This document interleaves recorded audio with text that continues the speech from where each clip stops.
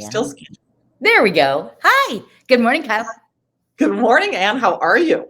I'm terrific. Happy Monday. Happy Chicago Public School Back to School Day. Did you have a great weekend? I don't remember it. I mean, yes, I did a lot of work, but I don't remember what else. It was hot. Yes, it was very hot. Yeah. I did a 24-hour, not even 24-hour jaunt to my hometown of Bloomington Normal, Illinois. So that was kind of weird. I hadn't been there in quite a long time. So it was really fun driving by all the old haunts and got Avanti sandwiches which if you haven't gone to Illinois State, Wesleyan, or lived there, you don't know Avanti sandwiches, but it's the local thing. So Tom teases me all the time, says they're terrible, but I love them. So anywho, what is it? It's just a regular sub sandwich? It's a sub sandwich, but it's not like loaded like you're used to. Their bread is so amazingly good. And all you get, here's the deal. All you get is a tiny bit of lettuce, a little salami or ham, whatever. I think it's salami, and then American cheese. And that's it. So like the insides are like nothing, but it's so yummy. And it reminds me of my childhood. All of it. Doesn't everybody have a place that reminds them of their childhood? It's just a happy where you went to when you were young, brings back good memories. This is mine. So excellent. Anyway, what's that? Mine are all gone. Yeah. Oh, well, that's the nature of Chicago, right? Coming from a small town, they tend to stay longer. And then the other thing I have to share with you, I'm very excited. Tom and I are attending Adam Levine at Wrigley Field tonight. So gonna go to a concert. I never go to concerts. I'm really quite the homebody, as you know. But doesn't he have a band? Doesn't he have a band? Yes, Maroon 5. So it's Maroon 5. It's not just Adam. Yeah, correct. Okay, good. Oh, yay. So it's going to be quite the show. So anywho, that's that. Were you ready to start our show? We are.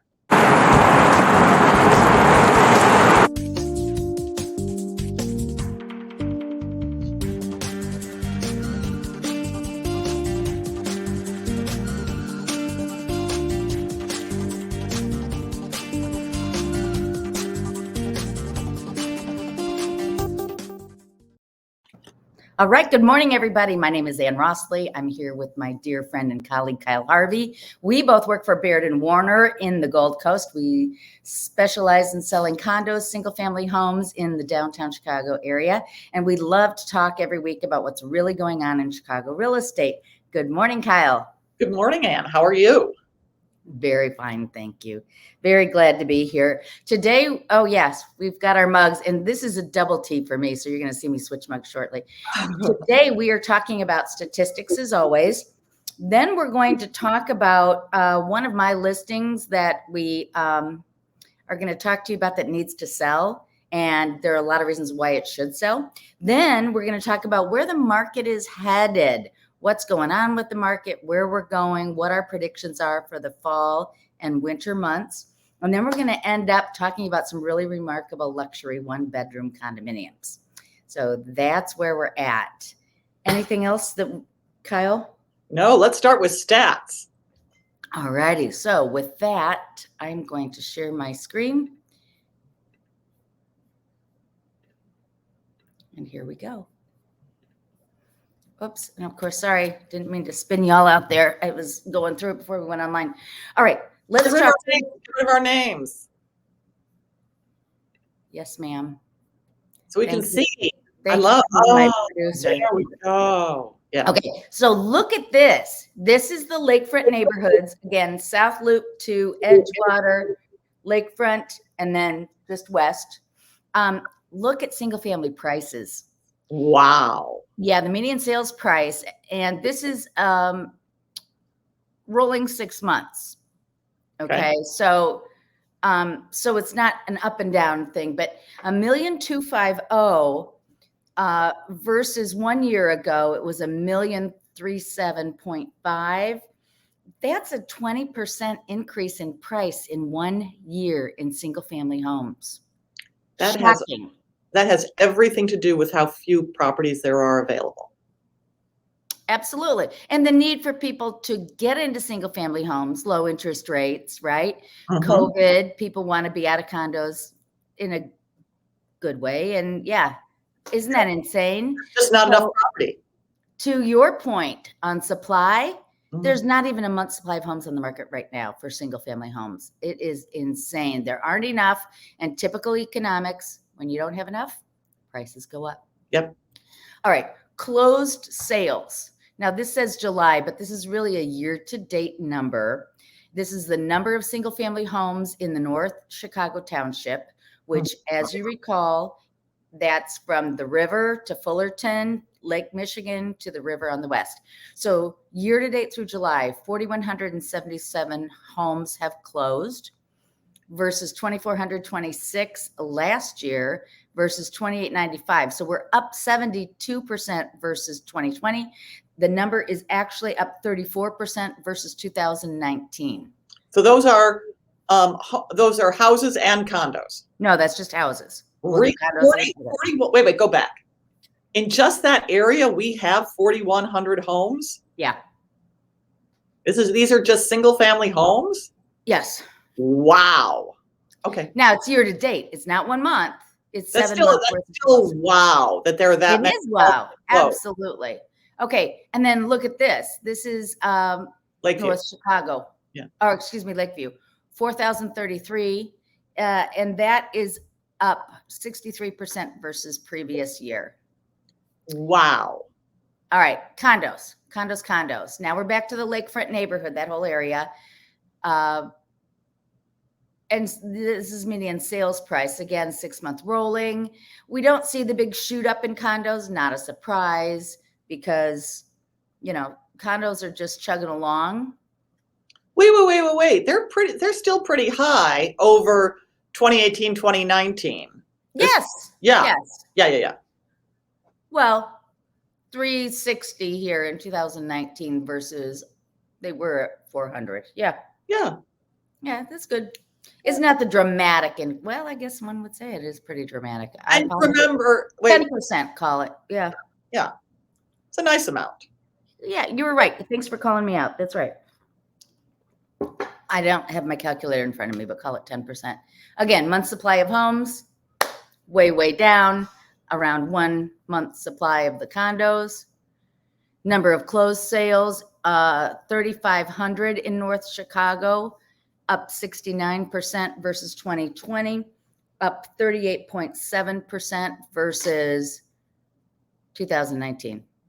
And then when you look at Lakeview, 3,396 is up 65% versus 2020, up 42.9% versus 2019. You notice that we've got bigger increases in Lakeview than in North Chicago, which again goes back to what we've been saying, that outside the downtown area, we're seeing stronger. Now, there's one other area I want to show you quick, which is going to lead into where we're talking about the fall. I brought this statistic up a couple weeks ago. I want to share it with you again. This is the Midwest Real Estate Data's information on showings.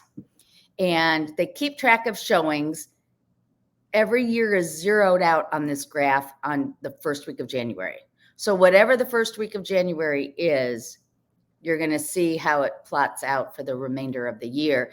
And so this is a tricky graph. January of 2021 might have been way higher than January of 2019, but whatever that year is, that's the standard for the year. Okay. But what's so interesting to me is how closely in a regular year, not a COVID year, these numbers follow in terms of percentages. So March through May, we have our big, number of showings, and then it starts to decline. So then the question is, here's where we are today. We're tracking at 2019. Where are we going to go from here? Right. And this is what we're going to be talking about. This shows the historical showing time index. And look at this. You can just see it here. Average year, average year, average year. Here we go. And then we get to 2020 and COVID. We get the COVID shutdown. Ba-boom. Then we get this spark up. But then look at 2021 to 2 after COVID. That's like insane compared to all these other years in terms of number of showings and activity. And one last chart, and this shows again, now this is different. Reset. This chart takes everything based on 2014 January, not the January of each year, but 2014. So they just decided, how do you choose a baseline for number of showings, right? So they took 2014 January as the baseline. So, oh my God. So 156% of that week was July. And this shows you where we go week by week by week by week. And it shows you April and May of 2021 were insane.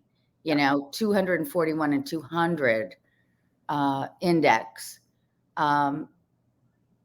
versus the prior year of April, COVID shutdown was 80. Yeah. But here's the interesting part. As we start to normalize in the fall, well, this was July, but we were down a little bit number of showings in July of this year versus July of last year, but they're still ultra strong.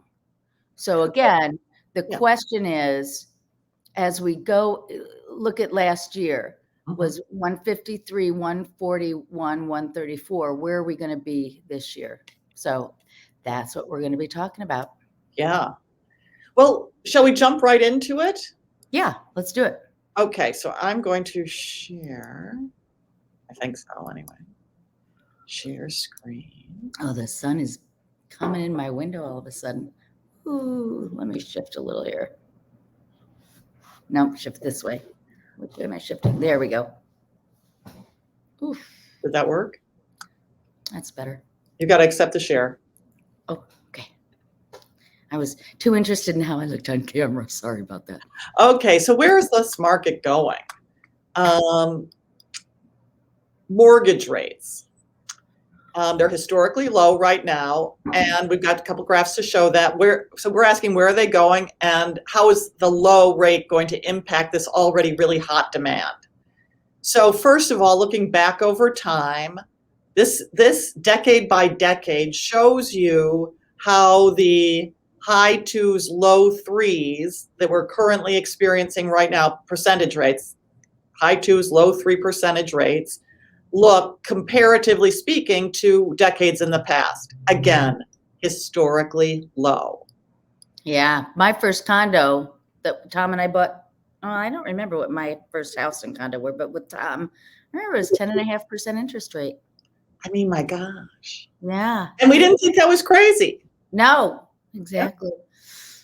So now you're looking at mortgage rate projections. Now, these are the big companies that project interest rates. They don't set interest rates. They're just looking at what the factors that go into where mortgage rates go, and they're trying to anticipate where they'll be in the future. So they're not, they don't set it, but they are predictors.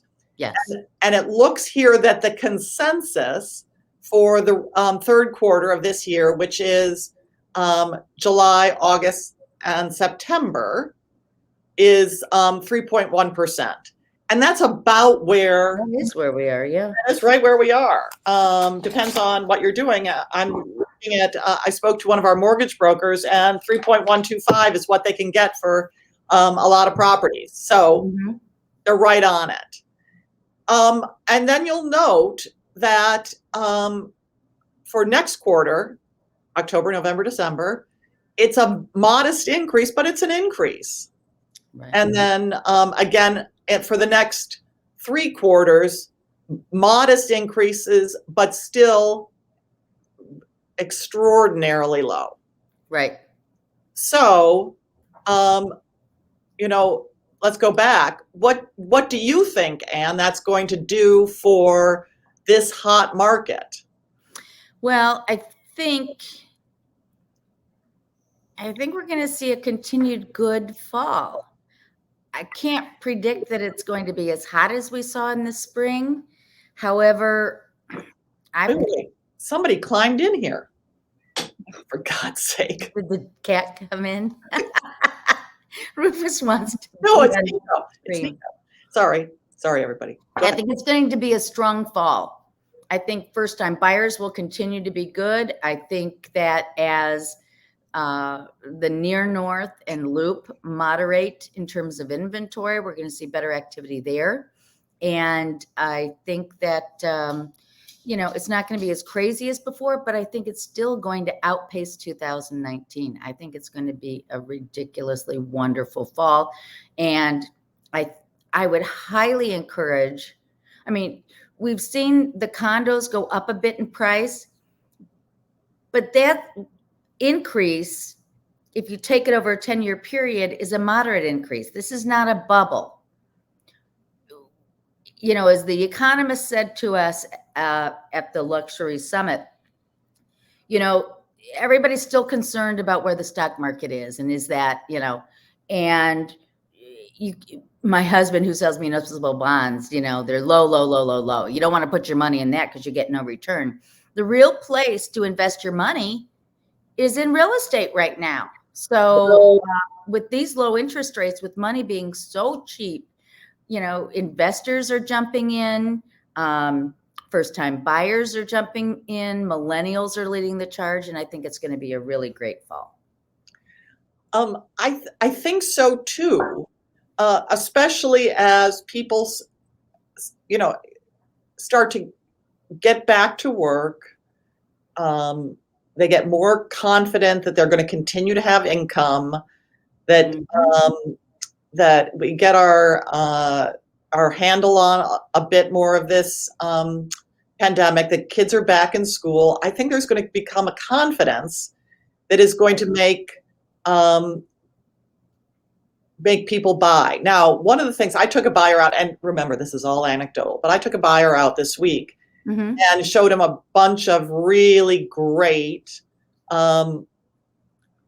luxury and a little under $1 million homes, and all of them were priced correctly. So sellers have gotten the message, at least from what I was looking at, have gotten the message to price it correctly. Now, some of them started way too high, so they're still not selling because they started way too high, and right. Buyers can figure that out. And so there's like, well, maybe it'll go down again. But there were some that I saw that I'm like, these are going to be gone in a couple days. So again, buyers are out there, sellers are getting smart. The market's going to be moving pretty efficiently, I think. Yeah. I would caution buyers, as I know you do too, not to get cold feet because the market is moving quickly.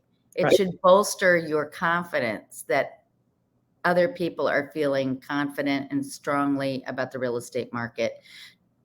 Educate yourself, be focused, and go forward. Don't make a rash decision, but after you've learned the market, go for it. I agree. Okay. So what's a normal fall like, Anne? What do you, I put these, and this is my view of a normal fall. Do you have a sense? Winter? No, I think you're right on target. There are some agents out there that say, wait till spring. It's no use going till spring. I disagree over and over and over again, because, you may have fewer properties on the market, which means you have less competition. Buyers come back after the summer and they want to look again, especially this fall. A normal fall is what we saw in the previous graph, but I think this fall's going to be gangbusters, comparatively speaking, with these low interest rates and low inventory. So, so the spring is normally the busiest season. Right. We have had a dip, a trend down this summer because people have had other stuff to do, but it's still such a busy summer, comparatively speaking. And to your point, I completely agree that people have been so tied up with their kids and so tied up with family that fall, when people get back to work, people get back to school, they're going to think about, okay, we've been through this, let's find our next home. So I think it's really busy. Okay. What about fall 2021? Well, this winter, 2021 itself has been crazy. Winter was so busy. Spring was on fire. Summer more typical. We think it'll be busy. Okay. What, Anne, do you think will be busy? I think it's going to be busy everywhere. To your point, single family homes are going to stay strong. First time buyers. Yeah, I think luxury is going to continue to be strong. Our luxury market in Chicago has been on fire this last year, and I think it's going to continue to be so. I would say every segment of the market's going to be good.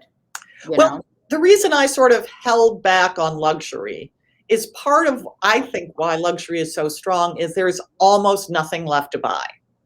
So, I mean, people with a lot of money like to buy things, and they do buy things. And they buy experiences, travel, etc. And 2020 and 2021 have given us nothing to buy. I mean, there's nothing to buy. You go into the stores and it's old merchandise, you know, the supply chains, etc. People are, my friends who work in auction houses are saying it's gone bananas. Well, now that's an interesting point. Yeah, that makes sense to me, but I hadn't thought about that. And so I wonder in luxury, if things start to open up and people can start traveling again and people can, you know, that there are new things available, people start buying. So for example, I look at the Chicago Tribune and there's a section, and they're getting smaller and fewer and far between, but one on life and time, I forget what it is, life and travel, you know, that section. Mm-hmm. Right. And it usually has, oh, buy these 10 things at the back, and there are all these ads for buy stuff. Mm-hmm. And those articles and those sections are gone. Mm-hmm. If you look at the Wall Street Journal, they have some stuff to buy on Saturday, you know, the Saturday section where they talk about all the stuff you buy. Right. It's largely gone. And so those sections are and the New York Times style section, it's not stuff. It's what to do and face cream. I mean, my God. So that's why I'm wondering if that's driving some of the luxury. Okay, smart sellers do the same stuff. Price to create urgency.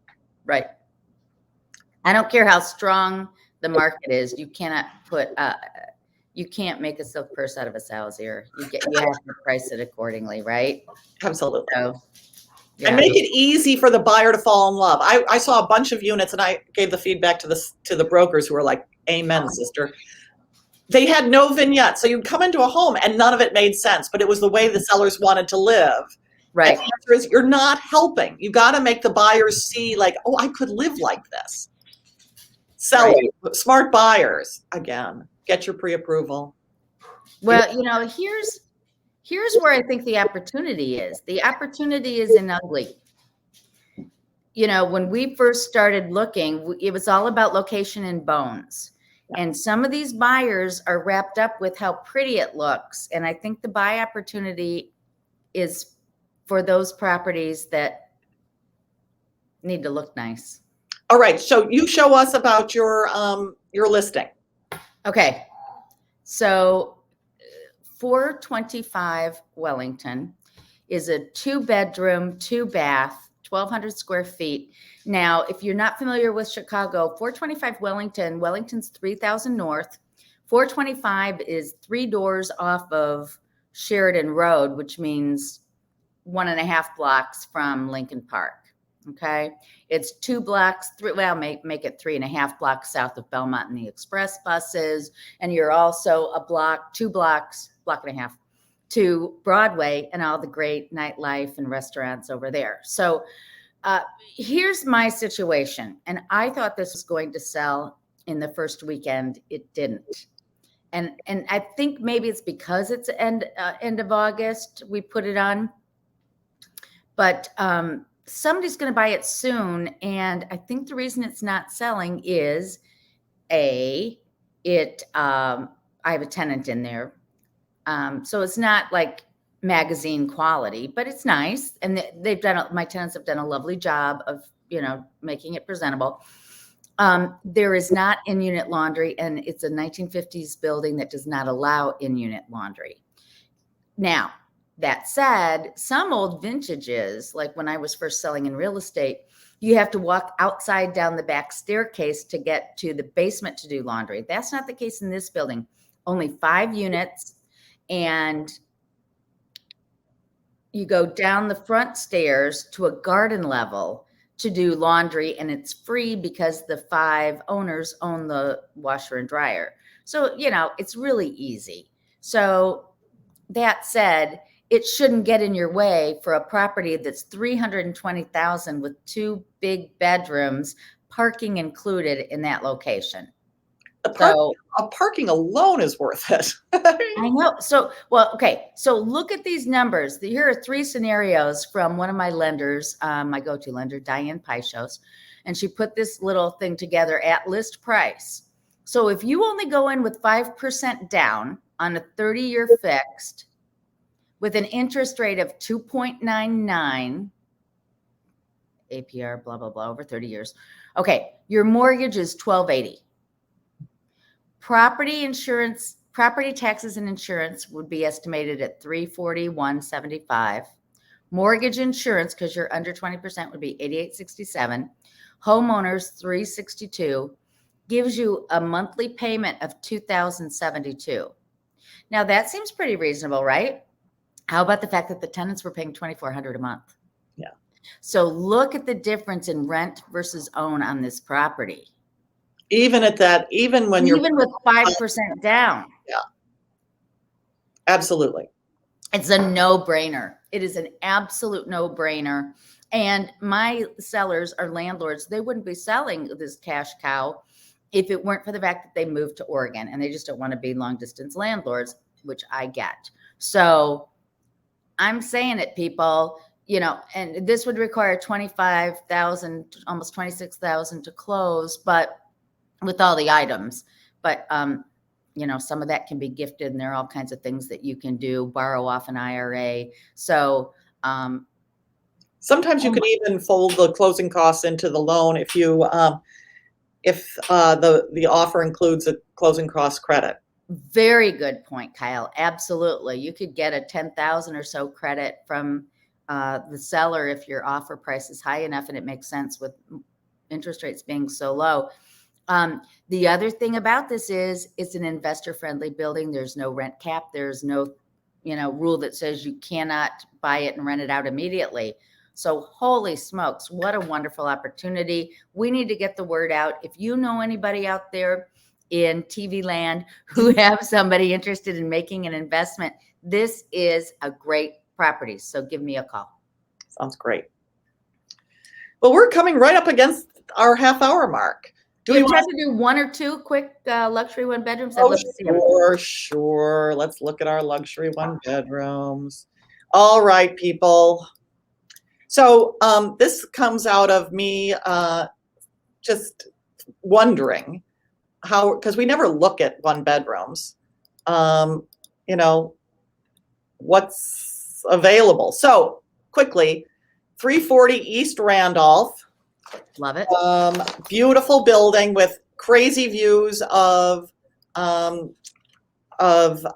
Millennium Park. So this is the layout. So I'm giving you the layout up front. So it's a 1-bedroom. Mm-hmm. Some people use this walk-in closet as an office. I think that's crazy town, but it's got a window. So you could. And as you see, this is south. So the balcony faces Millennium. Oh, I love it. I mean, this is gorgeous. Now this one of my favorite views in the city. It is it's spanking gorgeous. It is $874. It's been on the market for just over 2 months. But it looks beautiful. I mean, my God. And this is where I would set up my office. This is Kyle's office. Gosh. Nicely sized, covered balcony with that view. Yeah, I'd be out there all the time. Okay. 161 East Chicago. Also, Olympia. How do I start on page 14? Okay, so we're going to go back to get the others. This I thought was just such a jewel box. So this is a high level 50. I think it's 58H. and it is 53H, and it looks north. I love the fact that it is wide. Sometimes you see condos that have very limited window per square footage. Yeah, that's a lot of window. That's a lot of windows. You're absolutely right. And these people took the wall out here. There's normally a wall between the kitchen and the dining room. And they've rejiggered some things. But okay, so it's a jewel box. Needless to say, it's a decorator's unit. Yeah. But look at this. Beautiful. It's ready to go. It's on the private market at $845. So again, these are luxury one bedrooms. And luxury is usually $1 million or up, but this is luxury for a one bedroom. Right. That's the guest bath. Crazy wow. town. Yeah. This is the bedroom. Oh, lake and John Hancock, one of my favorite buildings. Okay, so now we got to go to the page one. Hold on. Okay, there we go. Hi, luxury one bedrooms. And then I thought this was great. 333 West Hubbard. In River North. Mm-hmm. In River North. Look at that deck. Look, so, okay. And there's a spiral staircase here up to this deck. So so these people, I think they just use it as a party place. So, I mean, look at this. And the reason I think this is, okay, the kitchen, I sort of like the fact that the kitchen, it's not an open kitchen. And yes, this is dark, and yes, you'll do something different. But it's a nice big kitchen that's not open, and that's a gas range. A Murphy bed. Fun view out of the bedroom. Is that a Murphy bed?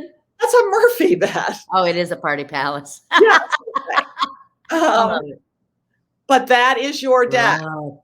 Oh, very nice. And over here by the green, I didn't give you a second picture of it. It's a garden. I mean, it's a little place. I think they walk their dog up there.